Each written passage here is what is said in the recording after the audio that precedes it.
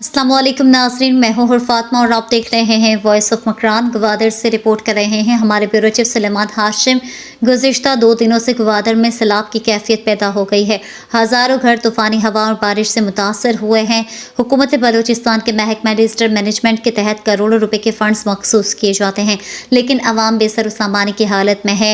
सियासी पार्टियों के वर्करों और गवादर इंतज़ामिया के बारे में गवादर के आम आवाम और मुतासरीन कहते हैं कि सिर्फ तकरीरें और फोटो सेशन से अवाम की खिदमत नहीं होती, अमली इक़दामात की ज़रूरत है। इस वक्त आवाम को पीने का साफ़ पानी और ग़िज़ाई क़िल्लत और जिनके घर टूट चुके हैं, इन्हें खैमों की ज़रूरत है।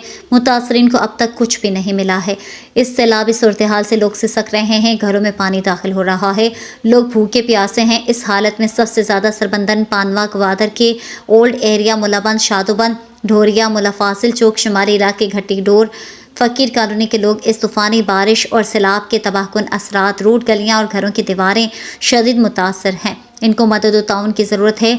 जिनके घरों में पानी दाखिल है या इनके घरों की 4 दीवारियाँ गिर रही हैं, लोग मुसीबत ज़दा हैं। किस तरह अपने बच्चों के साथ कश्तियों से अपनी मदद आपके तहत महफूज मकामात की तलाश में भटक रहे हैं। गवादर की मुसीबत ज़दा आवाम का कहना है कि सरकार के पास टैंकरों, जनरेटरों के तेल के पैसे नहीं है। इस इंतज़ार में है कि कब गवादर शहर आफतज़दा करार दिया जाए और एक बार फिर मुतासरीन की लिस्टें बन जाएं और इनके लिए फ़ंड्स मखसूस हों।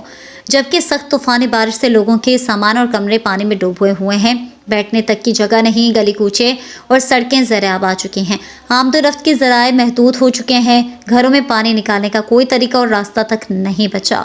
गवादर की तारीख में इससे पहले इतनी बड़ी तूफ़ानी बारिश 2010 में आई थी, जब समंदरी तूफ़ान पेट आया था और 3 दिनों में 377 मिलीमीटर बारिश रिकॉर्ड की गई थी। लोग परेशान बेसर सामानी की हालत में भटक रहे हैं। एक इतला के मुताबिक फ़कीर कॉलोनी नदी के मुतासरीन ने रोड ब्लॉक कर दी है। आमदा इतलात के मुताबिक जीवानी का हिफाजती बंद टूट गया, दर्जनों स्पीड बोट समंदर में डूब चुके हैं।